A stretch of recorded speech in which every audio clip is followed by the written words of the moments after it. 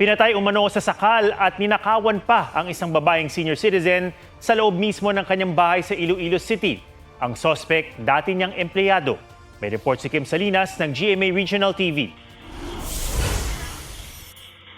Pasado alas 8 ng umaga nitong linggo, kita sa CCTV ang edad 89 na babaeng yan na may pinapasok na lalaking naka-hoodie sa kanyang bahay sa Iloilo City. Bago mag alas 9 ng umaga, nakitang mag-isa nang lumabas ng bahay ang lalaki at may bitbit na gamit. Ang lalaki, pinatay na pala ang senior citizen. Nakuha na ng CCTV ang mismong pagpatay pero hindi na isinapubliko.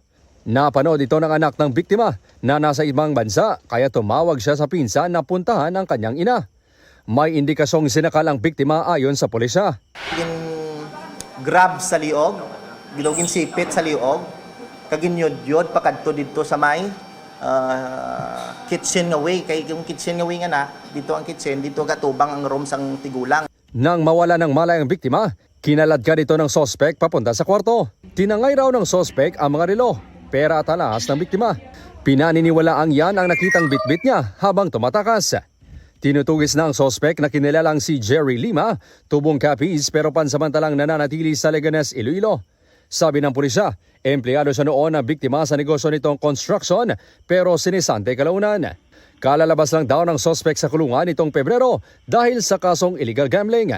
Isa sa mga motibo gid nga mag-grab gid siya kay ti ang suspect nga daan nalulong na sa mga sugal.